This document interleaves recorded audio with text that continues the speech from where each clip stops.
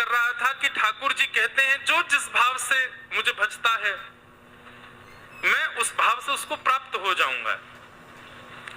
भय से भजेगा तो मैं भय रूप ही धारण कर लूंगा, प्रेम से भजेगा तो मेरा प्रेमी स्वरूप का दर्शन होगा, गुरु रूप में भजेगा तो मैं गुरु भी हूं, और शिष्य रूप में यदि रहेगा तो मैं शिष्य रूप भी स्वीकार कर लूंगा उसके लिए। महाराज जी श्री वेंकटेश भगवान तिरुपति बालाजी ये श्री रामानुजाचार्य जी को अपना गुरु मानते हैं। हम श्री वैष्णवों के गुरु भाई हैं तिरुपति बालाजी। ठाकुर जी आचार्यों से कितना प्रेम करते हैं, उनसे शिष्यत्व ग्रहण किया बालाजी सरकार श्री तिरुपति बालाजी ने। संपूर्ण दक्षिण भारत में रामानुज संप्रदाय के मंदिरों में श्री रामानुजाचार्य जी की प्रतिमा, रामानुजाचार्य जी का जो विग्रह है हाथ जोड़ करके बैठा है। एकमात्र तिरुपति वेंकटेश भगवान का मंदिर ऐसा जहां पर वे आशीष की मुद्रा में बैठे। क्यों? क्योंकि ठाकुर जी ने वहां शिष्यत्व ग्रहण किया है रामानुजाचार्य जी से।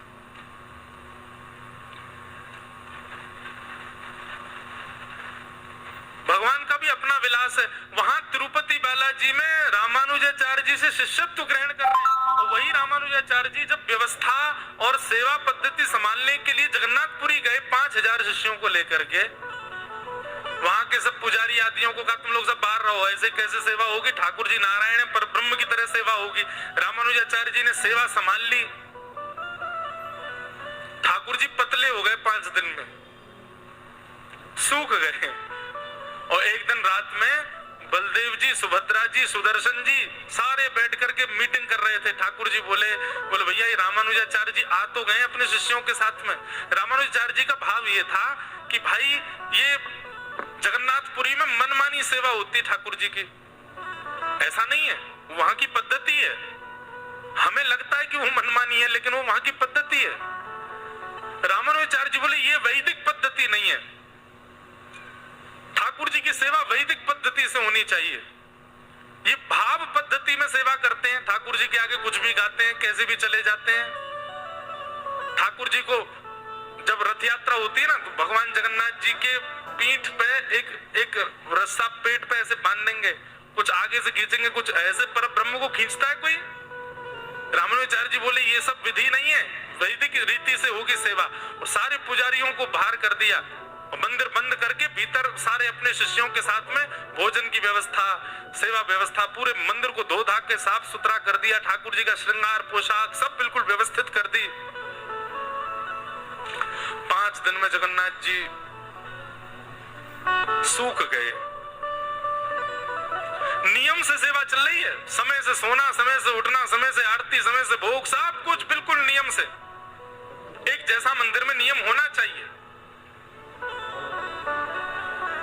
ठाकुर जी रामानुजाचार्य जी से एक दिन बोले सुनो आचार्य जी, आप मेरी सेवा इतने मंदिरों में कर तो रहे हैं, वहां सेवा विधि विधान से कर दो। यहाँ पे इनको बेचारे उड़िया भक्त हैं, बेचारे भोले भाले, ये लोग जब आते हैं भीतर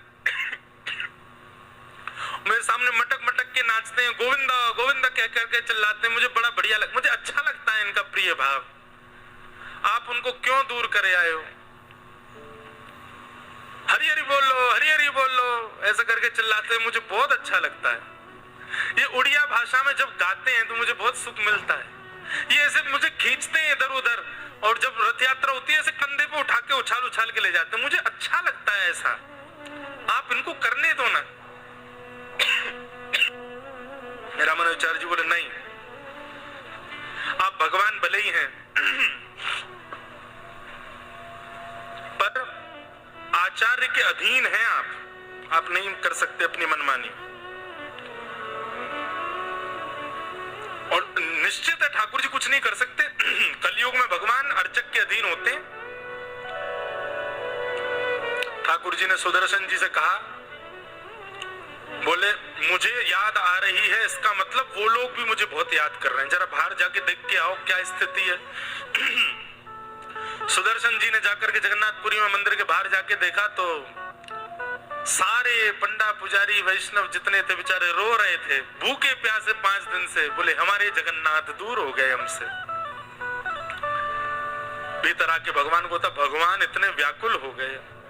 भगवान ने गरुण जी को आज्ञा की, गरुण जी एक काम करो, ये रामानुजाचार्य जी और इनके सारे शिष्य अभी सो रहे हैं, सबको अपनी पीठ पर बैठाओ, पंख पर लेटाओ और ले जाओ, उनको दक्षिण छोड़ के आ जाओ रात रात में।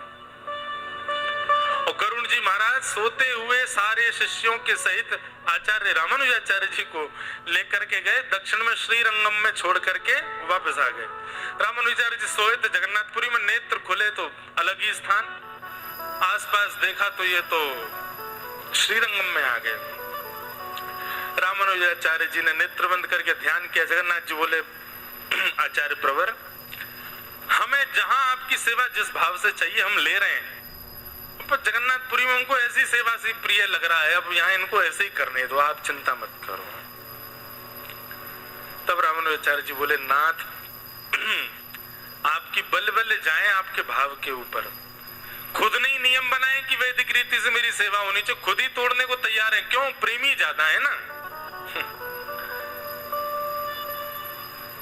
उन्हीं रामानुजाचार्य जी से शिष्यत्व तो ग्रहण करते हैं श्री तिरुपति बालाजी। ठाकुर जी तो लीला अद्भुत है ठाकुर जी की। इस प्रकार नारद जी महाराज कहते हैं, जो जिस प्रकार से बसता है ठाकुर जी उसको उस भांति मिलते हैं। और एक बात भगवान यहाँ पर नारद जी ने इतनी सुंदर कही है